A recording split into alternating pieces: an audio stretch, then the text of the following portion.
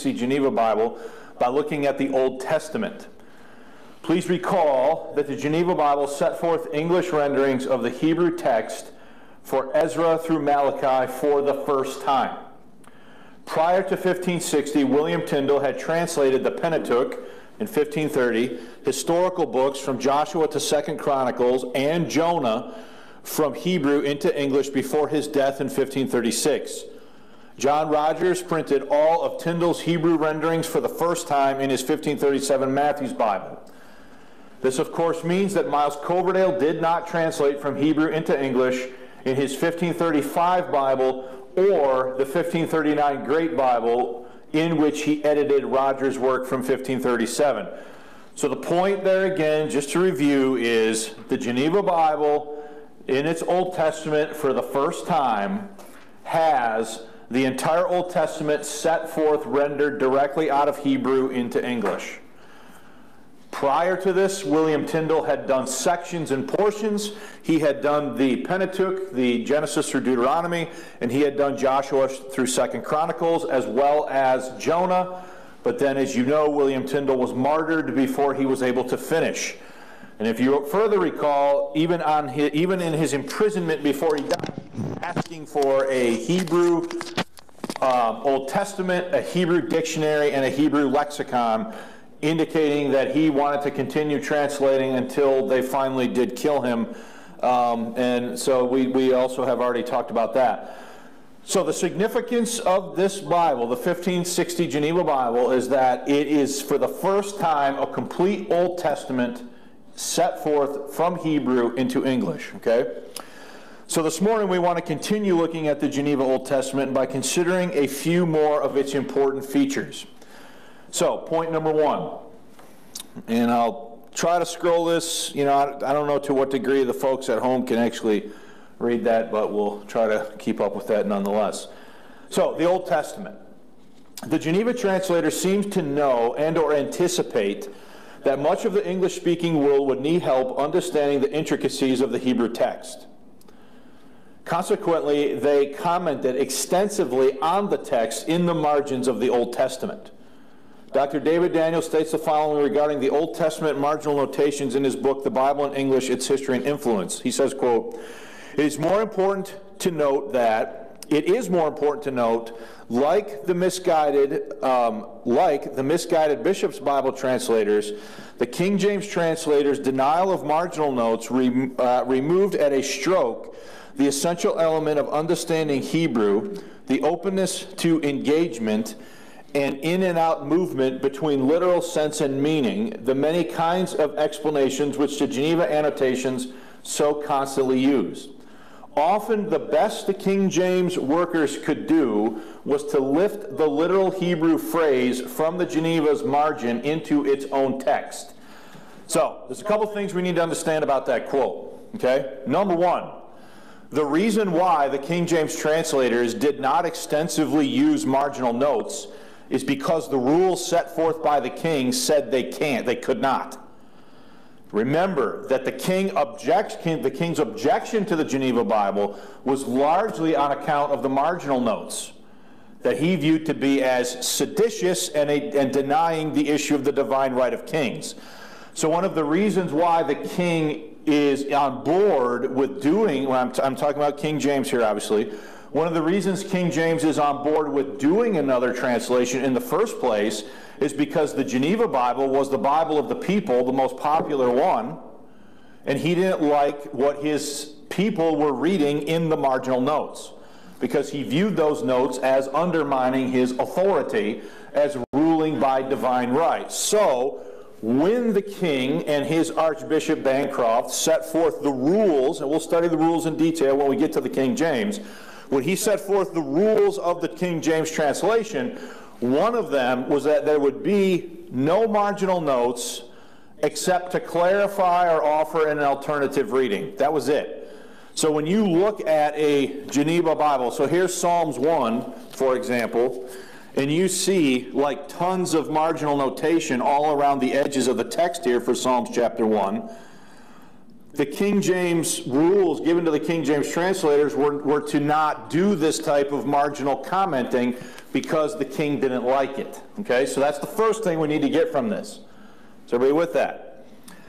The second thing, let's read the last sentence again of that. So I'm right here. Often.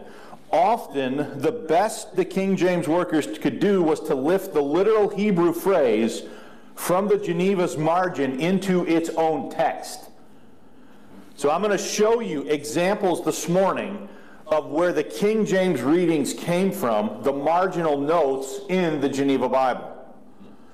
So in many cases, the reading that finds its way into the King James text, so here's my King James. In many cases, the readings that find their way into the King James as the main reading in the King James text are often lifted from the marginal notes that are found where? In the Geneva Bible. Okay? So that to me, it's an important point that you understand first why there are fewer marginal notes in the King James Bible. And second, that many of the readings in the King James Bible, particularly in the Old Testament, for those sections that Tyndale's prior work was not available, the King James is moving forward the literal rendering of the Hebrew that is found in the marginal notes of the Geneva Bible. Okay? Now, that's kind of a lot to swallow right out of the gate here. Does anybody have any questions about that? The marginal notes, were they man's opinion on the meaning of that verse, or was it just a translation from the Hebrew into more of a understandable way? Anybody see the eraser anywhere?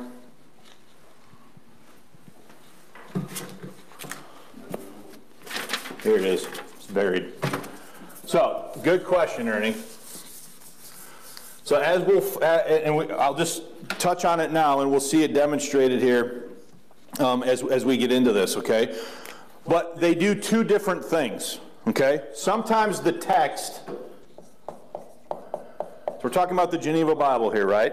Sometimes the text had the literal Hebrew rendering, and the margin explained it in English. Does that make sense? So sometimes the text, the Geneva, the 1560 text, would have the literal Hebrew rendering in the main text, and they would use the margin to explain it, in case there was some ambiguity that might be there for the English reader. But then other times, they would do the opposite. The text would have, like, the English equivalent, and in the margin, they would give the literal Hebrew. Does that make sense? So sometimes they're using the margin to explain the Hebrew idiom that they actually put in the text. Sometimes they do it a little bit more loose in English, and then they use the margin to explain the literal Hebrew idiom. Okay, so they do it both ways, as we're going to see in this, right? So sometimes the King James translators just follow or use what is the literal text of the Geneva Bible, and sometimes I'll show you examples of this where they lift the literal Hebrew rendering out of the margin and put it in the King James as the main King James text. Does that make sense? Yes. Okay, any other questions? Okay, hopefully we're not too confused, only 7 minutes in, that'd be bad, all right? So, according to Dr. Daniel, and I forgot to bring Hammond's book, I should have brought it, Gerald Hammond's 50 pages of examination of the Geneva translators at work with Hebrew remain the best introduction to the subject. So, I have that book. That book is out of print and hard to get, Sylvia. How much did you pay for $14. How much was it on Amazon? I didn't even check. You got one for 14 bucks? On eBay. Used. Is it the 1982 British printing or the 1983 American printing. I don't know, does that look like the cover? That's the cover I have, yeah. Okay. Anyway, this guy's work, this Gerald Hammond's work on the Geneva Bible is absolutely fascinating to read this stuff and what he was able to collate and put together. Professor Daniel is, of course, referring to Gerald Hammond's groundbreaking 1982 publication, The Making of the English Bible. It is to the work of Hammond that we will now turn our attention. Hammond's discussion of the Geneva Bible is long and detailed, spanning 50 pages of text. On page 94, Hammond begins a discussion of how the Geneva Bible handled the translation of Hebrew words and phrases into English. The topic was addressed by the translators in the preface to the Geneva Bible. So now we go to page 2, and we have a fairly long quote here from Hammond. All right? The preface to the Bible, so that's this Bible right here, this 1560 Geneva Bible. The preface to the Bible makes the purpose of one kind of note very clear. It speaks of the translator's attempts to keep the Hebrew phrase, notwithstanding that they may seem somewhat hard in the ears, that are not well practiced, and also delight in the sweet sound phrases of the Holy Scriptures. Those who are not well practiced clearly meant the majority of the people. The Geneva Bible was to be the first readily accessible Bible produced in England. For those people, either, quote, the simple, who may be easily dismayed by the unfamiliarity of the Hebrew phrase, or the malicious, who might use it as a stick to beat the translation with, we have in the margin noted that diversity of speech or reading, which may also seem agreeable to the mind of the Holy Ghost and proper for our language. So let's stop there. What are they saying there? They're saying, and are they acknowledging, that the Hebrew might sound a little weird to an English reader? Now, you need to understand something. You and I are familiar with it. So it doesn't sound weird to us. You and I are familiar with it because we've been reading it for most of our adult lives in a King James Bible. Okay? But if you go, and this is hard for people to do, this is what historians call contextualization. In other words, trying to put yourself back into the context. If you're sitting there as an English-speaking person in 1560 and you pick this up for the first time and start reading it, are you going to encounter Hebrew words and phrases that are going to sound strange to you as an English reader of this? You probably are, right? So what they are saying here in the preface, what they're saying is that they use the margin to help explain to the reader things that might sound strange or awkward to them as they're taken out of Hebrew and put into what? English, okay? You guys with that? You following what I'm saying there? Okay? The preface goes on to describe other things in the notes and text which are for the reader's aid. Those places where it is almost impossible to keep the Hebrew phrase have also a literal translation of the Hebrew in the margin. And wherever interpolation has had to be made, they are signaled by italicization. So in other words, that's the spots where English words are inserted into the text to complete what? To complete the thought. Does the King James Bible do that too? Yes. The Geneva Bible was the first Bible to do that. We talked about that already when we looked at the 1557 New Testament. Okay? So, the simplest of the marginal notes, those with no other explanation, give the literal meaning of the Hebrew or Greek original. We do not have to go very far into the Bible to see the preface's claim is a little disingenuous. So, the preface says one thing, but then they kind of go back and forth between it. It's not as hard and fast a rule as what they would make you think when you read the preface. Now, I'm not saying that they literally lied in the preface. I'm just saying that when they applied the principle, they did it two different ways, and it could get a little confusing, okay? Okay, so we do not need to go very far in the Bible to see that the preface's claim is a little disingenuous. From there, we might well have assumed the Hebrew phrase was everywhere retained except when the English translation simply could not contain it. But it soon becomes clear that the margin is being used to convey the literal meaning of phrases which could early have been absorbed into the body of the translation. Genesis chapter 1, verse 20, the text reads. So find Genesis 1:20 in your Bible. Okay? I think it's important that we can, do this. So in your notes, it has it from the Geneva. Okay? So find Genesis 1:20 in your Bible. And I'll put it up here on the screen. So, Genesis 1:20 in the Geneva Bible says, afterward, God said. Let's see here. So, yours just says, and God what? God said, right? Afterward, God said, let the waters bring forth in abundance every creeping thing that hath life, and let the fowl fly upon the earth in the open firmament of the heaven. Okay, so your King James says, and God said, let the waters bring forth abundantly, and the moving creature that hath life, and the fowl, I have a wrinkle in my page, and fowl that fly above the earth in the open firmament of heaven. Okay? So, in the notes on page 2 under the verse, both life and open firmament are signaled, and in the margin we find their literal meanings, respectively, the soul of life and the face of the firmament. Neither of these seem to be a particularly obscure phrase, or one which could not fit into the Geneva's rendering. So let me just show you what they're talking about here. So here we have the Geneva Bible. And we need to find Genesis chapter 1, and and what verse was that again? 20. So, here is Genesis chapter 1, verse 20.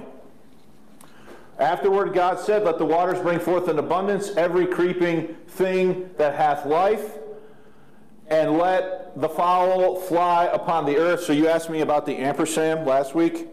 There it is right there in the text. The and sign, it's right there in the text, okay? In the open firmament of heaven. Now notice you have these little squigglies here. The little squigglies are designed to tell you that there's a note on this where?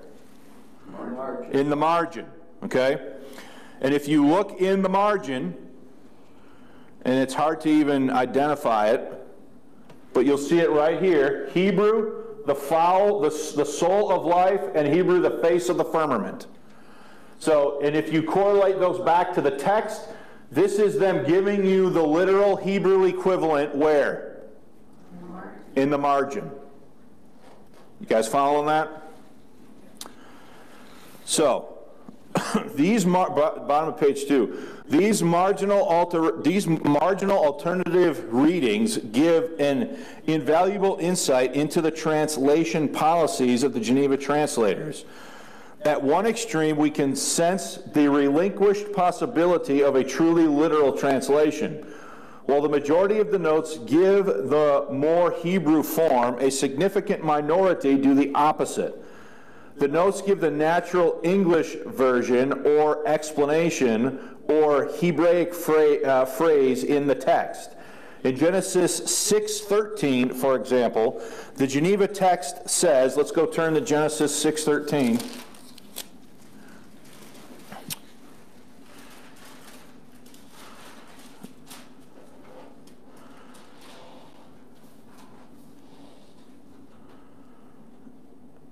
And I want to bring it up here too. So here it is at the top of the page. Genesis 6:13. Okay, so let's read that. In Genesis 6:13, for example, the text has God saying to Noah, "An end of all flesh is come before me." So let's read the verse. And God said unto Noah, "An end of all flesh is come before me." What does yours say for that phrase? The end. But I think that's the only difference, right? Between the King James and the Geneva. Okay? So, here's what I want you to see. And God said unto Noah, "An end of all flesh is come before me, for the earth is filled with cruelty through them, and behold, I will destroy them with the earth. So that there's a few more differences if you read further into the verse. But what we're after is this part right here, right? So the text says, an end of all flesh has come before me, right? The note in the margin explains the statement. So here's the note in the margin. And it says, or I will destroy mankind. So here they're explaining, the margin is being used to explain what's being said in English, right? In English it says, an end of all flesh has come before me. And here they're saying, well, here's what that means. Or I will destroy mankind. It is a curiously flat alternative, generally unnecessary, because the literal rendering of the Hebrew in the body of the Geneva text can hardly be misunderstood. I mean, does everybody know what they mean? An end of all flesh has come before me. Do we need them to tell us, or I will destroy mankind? Maybe you do, maybe you don't, right? Hammond seems to think that maybe that's not entirely necessary, but I can see where, if I'm an English person in 1560 picking this up for the first time and this marginal note is here, does this possibly help me understand what that phrase means? Because the expression, an end of all flesh has come before me, that's a basically literal rendering of the Hebrew there. Notice it again. An end of all flesh has come before me. How many times do we see this construction in the Bible? This King of Kings, Lord of Lords, lilies of the field. Those expressions that you're familiar with, the reason they're that way in English is because that's the way they are where? In Hebrew, right? So in this example, what the Geneva translators did is they provided a marginal note to explain to the reader what that Hebrew idiom meant. Okay? Any questions about that? So I want to be clear about something. I'm not saying that all of this is good or bad, right or wrong. I'm not necessarily trying to make value judgments on all this stuff. What I want you guys to understand, and the people watching this, either now at home or after the fact, is what they did. Understand what they did and how they were doing it and why they were doing it the way they did it. Does that make sense?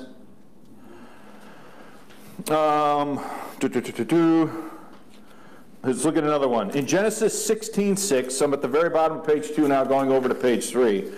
In Genesis 16:6, Abram tells his wife that she has control over her maidservant. Geneva gives the Hebrew idiom literally. Okay, so let me find that here. Just give me a minute. Need to find chapter 16. Eventually, we're going to get too far into the Old Testament for me to find these fast. So that's why I want to show these to you at the beginning. What verse is this? 16? 6.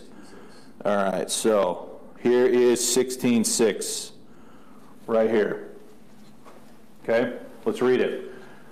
And Abram said unto Sarah, Behold, thy maid is in thine hand. Do with her as it pleaseth thee. Then Sarah dealt roughly with her, wherefore she fled from her. Okay, so let's compare that to the King James. I don't have my Bible open there because I was doing this, but what did it? Somebody read it in the King James. But Abram said unto Sarai, Behold, thy maid is in thy hand. Do to her as it pleaseth thee. And when Sarai dealt hardly with her, she fled from her face. So there's not a lot of difference there, right? But notice that the Hebrew idiom is the same. Behold, thy maid is in thy what? Hand, right? So that's the part we're talking about, okay? So the Geneva text gives the Hebrew idiom literally. Okay, so let's look at the notes. Geneva gives the Hebrew idiom literally. Behold, thy maid is in thine hand. And at least, unless there be any misunderstanding, adds the note. Now here's the note. Look at the note. Or power. So what are they saying? They're saying that Sarah had power over who? Her handmaid, right? Her maidservant. So here's the Hebrew. Behold, thy maid is in thine hand. They're anticipating that somebody's going to scratch their head and say, what? So they add the note to indicate that this is talking about Sarah having power ultimately over who? Her handmaid, Hagar. Okay? Let's go back to the notes. And lest there be any misunderstanding, adds the note or power to explain that Hagar is literally not in Sarah's hands at the moment, right? I mean, if you read this phrase, behold, thy maid is in thine hand, I mean, is Sarah like standing there with her hand around Hagar's neck while that's being said? Or is that a figure of speech, is that a Hebrew figure of speech to denote the fact that Sarah had power over who? Hagar. Okay? In Genesis 31:40, so let's try to find that. The other problem with these old Bibles, guys, is that they're all Roman numerals on the chapters. So if you can't read Roman numerals, you got no prayer of finding anything. So let me stop talking and see if I can find it. There's 25. What are we looking for? 31? And what verse in 31? What's that, Mike? 40. There's 30, so we want 31, verse 40. Is it 40? Yeah. Okay. So we're talking right down here. Genesis. Did I say Exodus? I meant Genesis. So Genesis 31:40, that's this verse right here. So let's read it first. You guys compare it with me as we read it. Genesis 31:40. I was in the day consumed with heat, and with frost in the night, and my sleep departed from mine eyes. How similar is that in the King James? I'm feeling like you guys are lost and I told you something wrong. No, it says drought instead of heat. What's that? It says drought instead of heat? Okay. So let's go back to the notes. In Genesis 31:40, Jacob is in full rhetorical cry in his protest to Laban about the way he has been treated. And to emphasize the rhetoric, the Geneva Bible gives his comments literally. I was in the day consumed with heat, and with frost in the night, and my sleep departed from mine eyes. The note to the final part of the verse reads, or I slept not. Again, the only reason for its presence is to help make more acceptable the alien phraseology of the text. It adds nothing to the meaning, nor does it make anything clearer. So here's what they're talking about, right? This part right here, or I slept not. So this might sound weird to an English person in 1560. I was in the day consumed with heat, and with frost in the night, and my sleep departed from mine eyes. And then the note says, or I slept not. So in other words, the meaning of this literal Hebrew, sleep departed from mine eyes, is to say that he didn't what? Sleep. Okay? Any questions about that?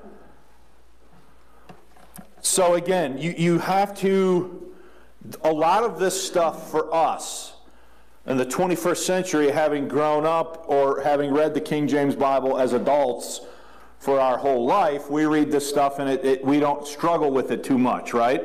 Because we're familiar with it, and this is the language of the Scripture to us because we've read the King James for a long time. But if you are in 1560 and your first exposure to this is largely coming, they feel that they need to do these things to, help folks understand what's going on. So, any questions or comments before we move on?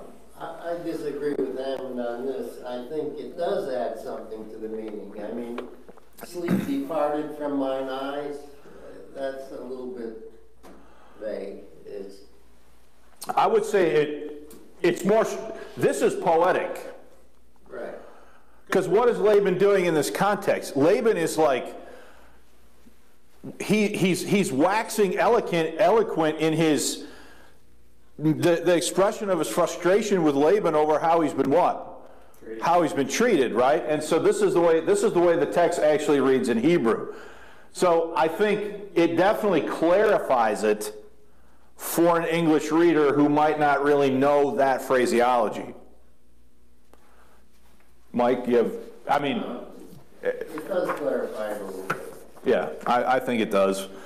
And, you know, that's the problem that a lot of people then ultimately have with marginal notes at all, right? Like, none of the marginal notes in any Bible are inspired, right? The only thing that's inspired is what? The text. So none of this stuff this is all like extra aid to try to help somebody understand what's going on. So, you know, you can, but you know, we have the same thing. I mean, I have a Schofield Reference Bible here, and he's got notes and a center column with cross references, and he's got all the stuff in here that, you know, isn't necessarily part of the what? The text of Scripture, okay? So, let's continue then on page 3. Later in the chapter, Hammond notes occurrences of the opposite phenomenon, where the margin is used by the Geneva translators to carry the Hebrew idiom. So Ernie, let's go back to your question earlier, right? So both things are happening here. In that sometimes they're given, like in the examples we just looked at, they gave the literal Hebrew where? In the text, and they used the margin to try to what? Explain it. And now we're going to look at examples where they use where they put like the English equivalents in the text, and they use the margin to give the literal what? The literal Hebrew, okay? So, and this thing's going blue again on me. Whatever. Don't show me this again. So later in the chapter, Hammond notes occurrences of the opposite phenomenon where the margin is used by the Geneva translators to carry the Hebrew idiom. Most telling is where the Geneva translators use the margin to carry Hebrew idioms while their text contains an English equivalent. For this is a practice directly contrary to the preface claim to have reserved the Hebrew phrases. In Genesis 16:5, they have Sarah complaining to Abraham. So let's find that. Let's find Genesis 16:5. So go back a little bit. And again, eventually we're going to get too far into the Old Testament, and it's not going to be easy for me to find these. So I want to show these to you when they're more readily available. So what are we looking for? 16:5? Okay. So we're looking at this verse right here. All right? So in the notes. In Genesis 16:5, they have Sarah complaining to Abraham, "Thou dost me wrong." But the Hebrew idiom literally means, as the note expresses it, "My injury is upon thee." So let's read the verse. So I'm going to read this. You guys follow along in the King James. So we're at Genesis 16, verse 5, right? Then Sarah said to Abram, Thou doest me wrong. I have given my maid into thy bosom, and she seeketh that, and she seeketh that, it's hard to read. And she seeketh that she hath conceived, and I am despised in her eyes. Lord, judge between me and thee. So I don't know what this one is here. Okay? So let's talk about the comparison. How does that compare with the King James?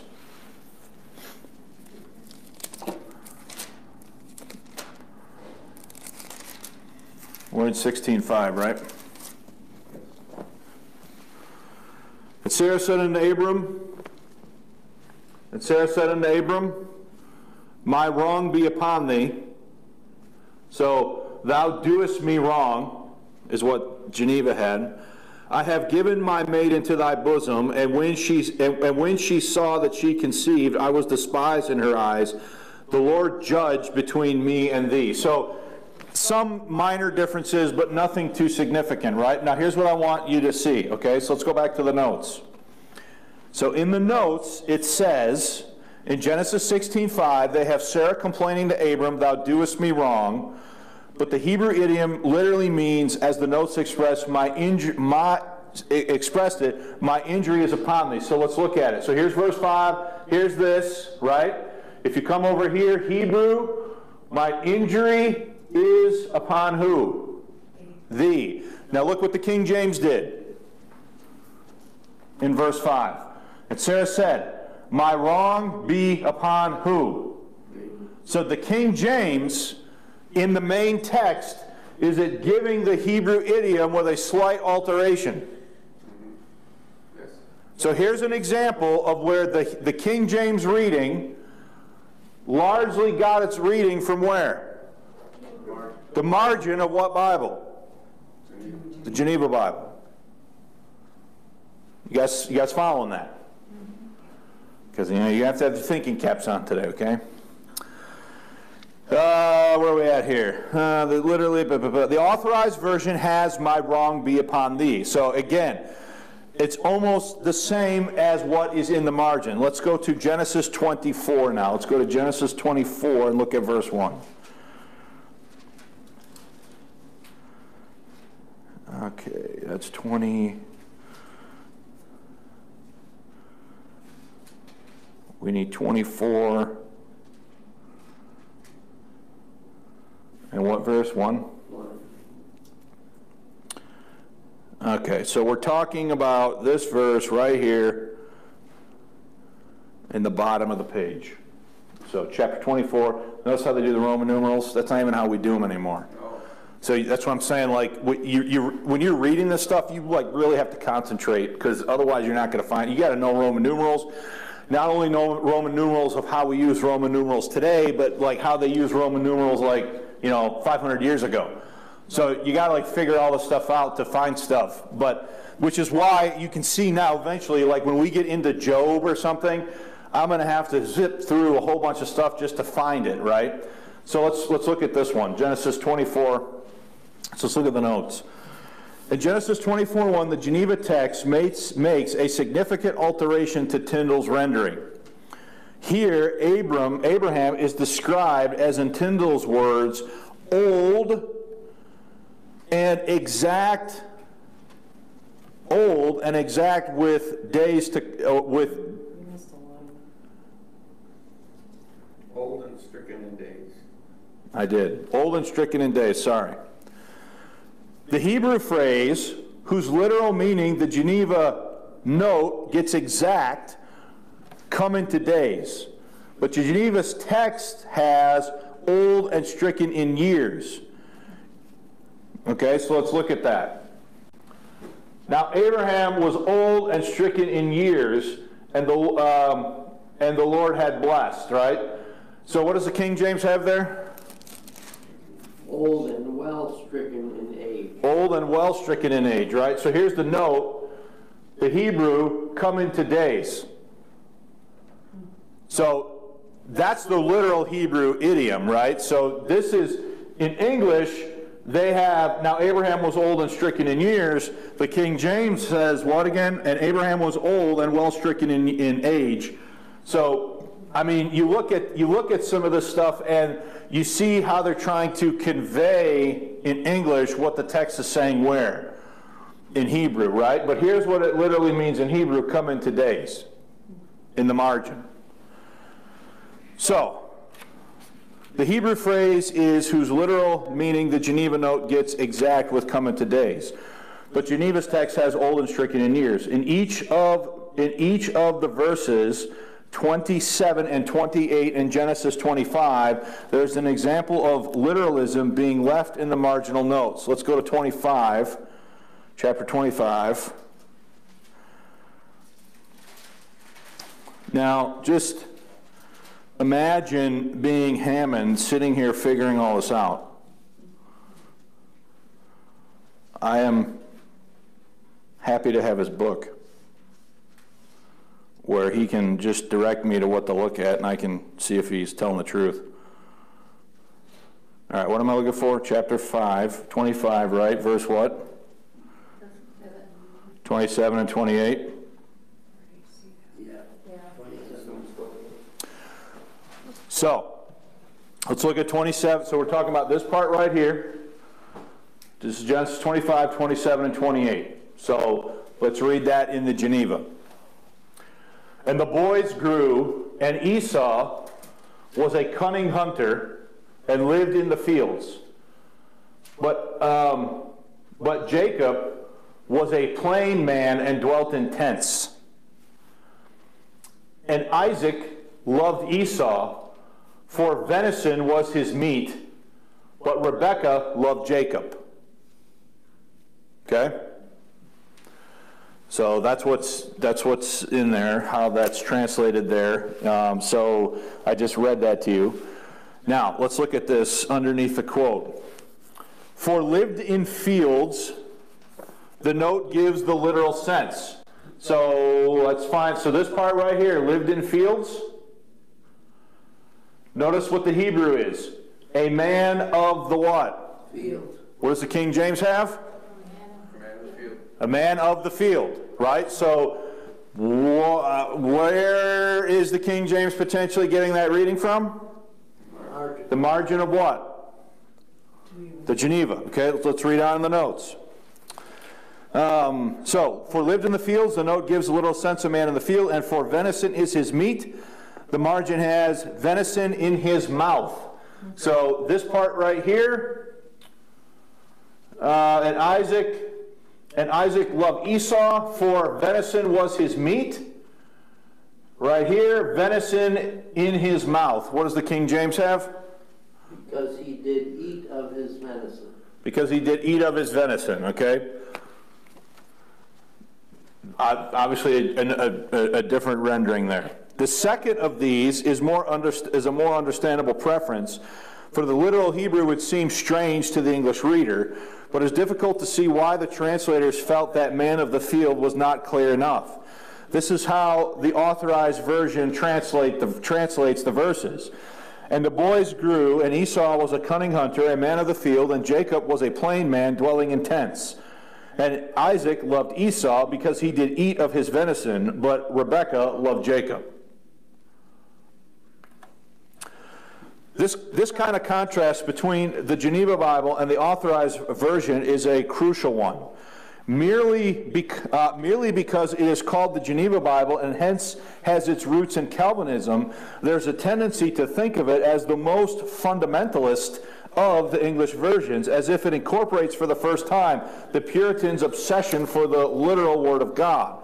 Its preface too only reinforces such an impression, but this is not the case. Time after time, it is possible to see the authorized version moving the literal Hebrew phrase from the Geneva's margin into its own what? Text. 1 Samuel chapter 23, verse 16. Now we got another example here. 1 Samuel chapter 23, verse 16, the Geneva Bible says, so let's find that in your King James. 1 Samuel 23. So now we skip from Genesis to 1 Samuel. So unless you want me to spend a bunch of time trying to find it in this PDF, I'm just going to forego that right now. But I think you guys get the point at this point, right? So 1 Samuel chapter 23, verse 16, the Geneva Bible says, and Jonathan, Saul's son, arose and went to David into the wood and comforted him in God. The note to him is Hebrew, his hand. Giving a more accurate rendering of the verb, its principal sense is strengthen and not to comfort. The authorized version gets the literal Hebrew idiom, hand and all, into its rendering, quote, and strengthen his hand in God. So in other words, who's more closely following the literal Hebrew, the Geneva or the King James? No, the King James is. Okay? A little later in the chapter, there is a more subtle change. In verse 22, Saul's order is meant to search for David. The Geneva's words are, quote, to know and see his place where he haunteth. But the Hebrew says something quite different, as the Geneva notes to haunteth makes clear, where his foot hath been. Okay? The Authorized Version is a little more literal, except that it turns Geneva's verb into a noun, thereby reproducing the grammar of the original, know and see his place where his haunt is. A haunt is a translation of a word meaning foot or footprint, is suddenly not so radical a departure from the original as was the verb haunteth. So there's a lot of technical stuff in there. All that is essentially saying is, who is more literal to the Hebrew, the Geneva or the King James? The King James. Okay? So, is the King James, in many ways, therefore, an improvement on the Geneva? I would say the argument is absolutely what? Yes. So, let's just finish this paragraph. Or did we do that? We already did that. 1 Samuel chapter 24, verse 4. The Geneva text has Saul going to... This one's kind of interesting. Let me see if I can... He's going to do his easement. What do you think that means? It's going to take too long to find it, so we'll just look at it in the notes. 1 Samuel 24:4, the Geneva text has Saul going to do his easement, but the Hebrew says, as the Geneva note has it, to cover his feet, i.e. to urinate.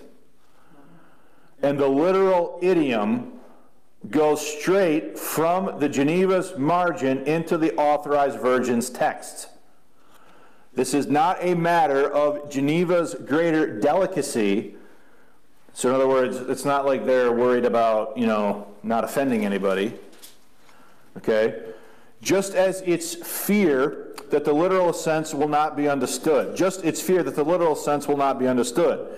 It is not loath later in, talking about the Geneva Bible, it is not loath later in 1 Samuel chapter 25, verse 22 to translate literally, for truly I will not leave of all that he hath by drawing of the day any that pisseth against the wall. So is the Geneva Bible perfectly fine with using the word pisseth? Apparently they are. Okay, apparently they are, right? So it's not the reason why they didn't use the literal in the previous verse in chapter 24 verse 4 isn't because they're being, trying to, sanitize it down and not be too extreme in their language. It's because they don't think that the people are going to understand the literal what? The literal Hebrew. So what is 1 Samuel? Let's look at 1 Samuel 24:4 in the King James. Yeah, hint of pissing in there. Well, that's chapter 20. Go chapter 25, verse 22. It changed the examples. If you go to 1 Samuel 25:22, so and more also God unto the enemies of David, if I leave all that pertain to him by the morning light, any that pisseth against the wall. Okay? Now, so obviously you guys are not following that, so let me explain. Let's look at 1 Samuel 24, verse 4. 1 Samuel 24, verse 4.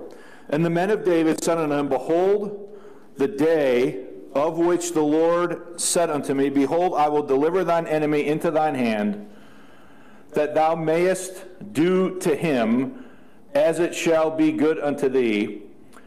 Then David arose and cut off the skirt of... It is the wrong reference. No wonder everyone's looking at me like I'm speaking another language. So I'll have to fix that and find the right reference.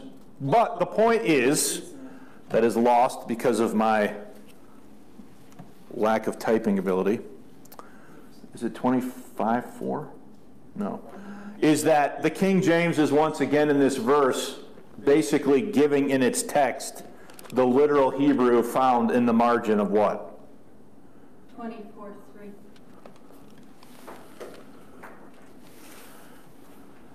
Yeah. Let's look at that.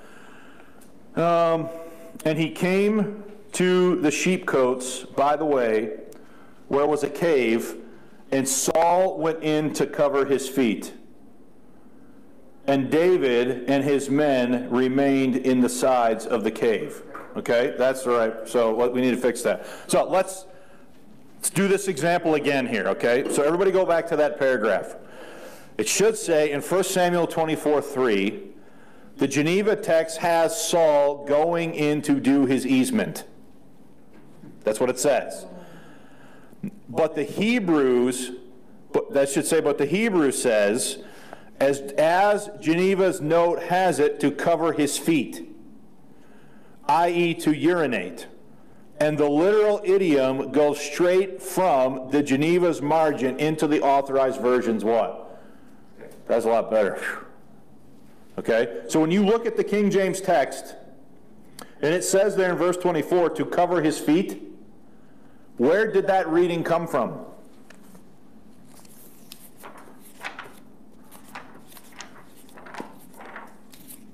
The literal Hebrew. The literal Hebrew found where? The Geneva Bible. In the margin to the Geneva Bible. And that's 1 Samuel what? 24:3. I never heard that before, cover his feet. You know, And it's right here. You lost your screen. Yeah, I know, it went dark. Sounds like he's doing number 2. Go ahead, Mike, what? I have a footnoted Bible, and I have a footnote about to cover his feet, and it says this expression means to take a nap. Somebody's being polite. It is customary in that hot climate to rest in a shaded place for a couple of hours in the middle of the day. I don't think that's right. I don't think that's right either. I'm looking. Did you really go into a cave to urinate? Well, they're all in the cave together. If you read what it says in Saul, look at 1 Samuel 24:3. And Saul took 3,000 chosen men out of Israel and went to seek David and his men upon the rocks of the wild goats. And he came to the sheepcotes by the way, where was a cave, and Saul went in to cover his feet, and David and his men remained in the sides of the cave. So Saul's going, look, I'm just going to be 21st century, colloquial language. He's going in there to take a leak. He's got to pee. He goes in there to pee, and who's hiding in the same cave he's peeing in? David and his dudes are. It makes sense, Anyway. With a bunch of guys, you go off a little bit out. Yeah, isn't that the way guys do it? Yeah. Now I'll be back in a minute. You're right. You wander off and do your business, and then you what? You come back, right? Anyway, we're getting off the rails here, so we should probably stop. But the point of this is the following, right? The King James, and I really want to try to find this. I want you to see that the King James text, so what am I looking for, 1 Samuel 24? 1 Samuel 24. Man, I got everyone in an uproar now talking about urinating. They went down the wormhole. Yeah, they did. I apologize. This was not to, That's how we are. So I'm looking for 1 Samuel, right? I think so. That's where we were. Yeah. 1 Samuel, what chapter? 24. Verse 3.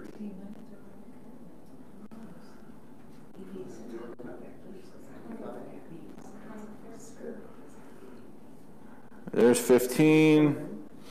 This will be the last thing we do and we'll quit.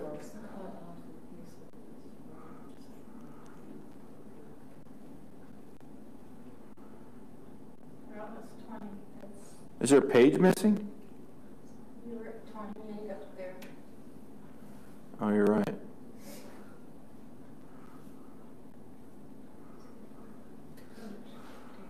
There's pages missing in this. It's 27. Right there. Oh, Yeah, that's 26. This should be 20. There's 25. No, that's 15. yeah. Oh. Yeah. So there's pages missing. No, we didn't go far enough. We didn't get 2 X's.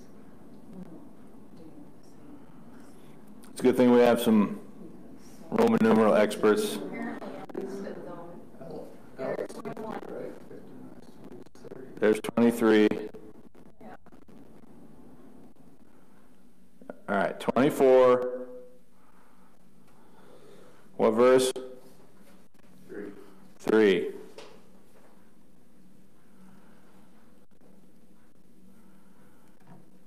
No, verse 4. And he came to the sheepcotes, by the way, where there was a cave, and Saul went in to do his easement, and David and his men sat in the inward parts of what? The cave. The cave, right? And then there's a marginal note here to cover his feet. What's the King James text say? To cover his what? To cover his feet. Where did the King James reading come from? The marginal note of the Geneva Bible. Cover his feet in King James is in 3. That's how you got it mixed up, Brian, because that 4 there is 3 in our. So that's, yeah, so that's probably just difference in where you're going to start the verse. So, and that does highlight a potential problem, by the way, of verse numbering. Is the verse numbering inspired? No. So there's a confusion there. I will, and that's why he has 4 here, because the Geneva had. So this is really not a typo. When Hammond says verse 4, it is verse 4 where? In the Geneva Bible. It's part of verse 3 though in the King James. Okay. Man, that last example was brutal. Okay. Sorry about the potty language there. Okay. But the King James does, the Bible does say what it says, right? I mean, so here's the point. There's a couple points here that I don't want you to lose sight of, and that's the following, right? So where's the King James getting this reading from? The margin, right? So the Geneva is doing it both ways. Sometimes they give you the literal Hebrew in the text, and they give you the explanation where? In the margin. Sometimes they give you a more English rendering, and they give you the literal Hebrew idiom where? In the margin. Okay? So we are at time. Here's what we'll do. Like, as you can see, I mean, I still have a bunch of pages here, and these pages get into a lot of other kinds of examples. So I am off school this week. So what I'm going to say is let's just leave off here on page 4, and we'll look at I want to look at a few of the other categories of examples here before we move on from this. So we'll have kind of a part 2 of this next week. Okay? So don't lose these notes. We'll continue with this next time. All right? So I'm going to turn the camera off and start packing up. If you have a question or something that you want to ask me while we pack up, feel free to do that. But other than that, we'll continue with this next time.